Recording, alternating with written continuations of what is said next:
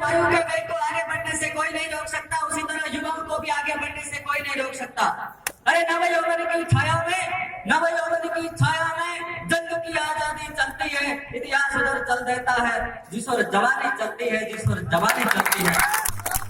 Globalisation के उस जमाने में जी रहे हैं जहाँ पर उपलब्धियां ही इंसान का कद तय करती है। आपके पास पद प्रतिष्ठा पैसा है तो लोग आपको पूछेंगे, नहीं तो इतिहास में आपका कोई स्थान उपलब्ध नहीं है।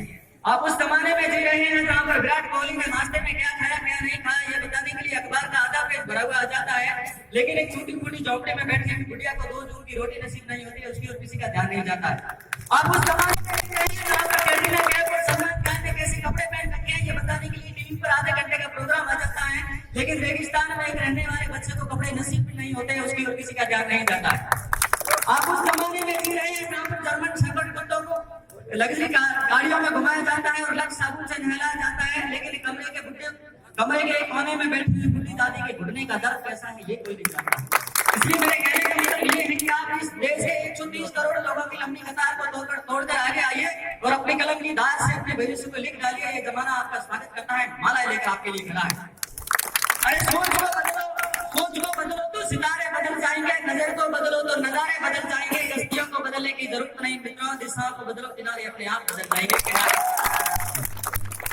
आप बड़े कहीं भी हो, आप ये मत सोचना कि जो दिल्ली या जयपुर के बड़े इंस्टीट्यूट में पढ़ते हैं, जिनके घर के आगे लग्जरी कारें खड़ी होते हैं, वे सक्सेस होते हैं, या वे सक्सेस होते हैं जिनका घर 3 मंजिल का बना हुआ होता है, वे सक्सेस नहीं होते। सक्सेस वे होते हैं जिनके अंदर कुछ करने का जोश जज्बा और जुनून होता है।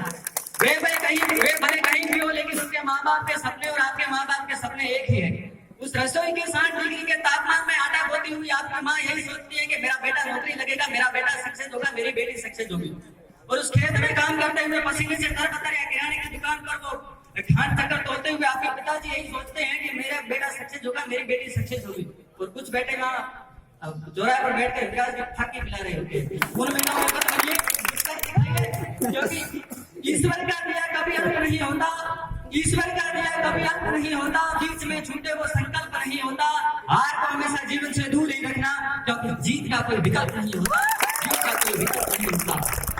रेलवे स्टेशन पर चाय बेचने वाले नरेंद्र मोदी देश के प्रधानमंत्री बन सकते हैं, घास फूस के छप्पर में रहने वाले रामनाथ कोविंद जब देश के राष्ट्रपति बन सकते हैं, अखबार के बंडल उठाने वाले अब्दुल कलाम जब देश के राष्ट्रपति बन सकते हैं, पेट्रोल पंप पर नौकरी करने वाले धीरूभाई अंबानी जब रिलायंस जैसी बड़ी कंपनी खड़ी कर सकते हैं, रात्रि में सड़क पर अखबार बिछाकर सोने वाले शाहरुख खान जब देश के सबल अभिनेता बन सकते हैं, जिनके माँ बाप का बचपन में कत्ल हो गया ऐसे मिल्खा सिंह जब देश के लिए कॉमनवेल्थ गेम्स में गोल्ड मेडल जीत सकते हैं, और सिर्फ 12 विद्यार्थियों से शुरुआत करने वाले माधव महाविद्यालय के डायरेक्टर गोपाल सिंह जब ये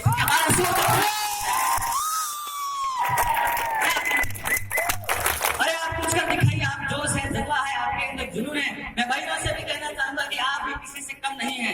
आज भी बाड़मेर के अंदर हजारों परिवार ऐसे हैं, सैकड़ों परिवार ऐसे हैं जो अपनी बेटियों को स्कूल नहीं भेजते।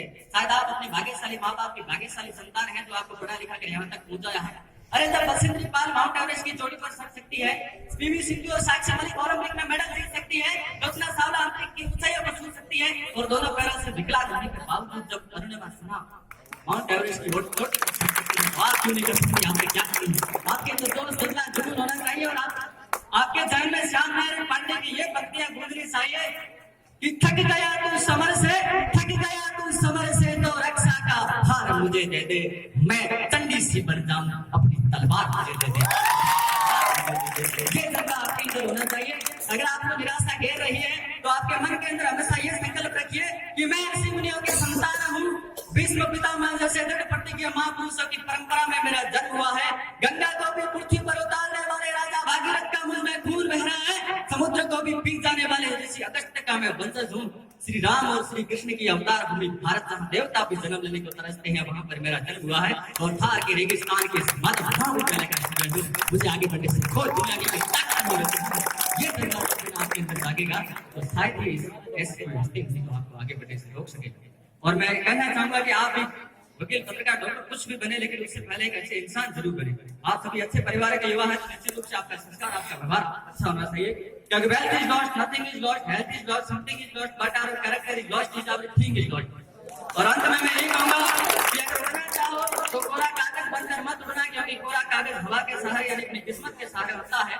अगर उड़ना नहीं है तो पतंग बनकर उड़ना, क्योंकि पतंग अपनी काबिलियत पर उड़ता है।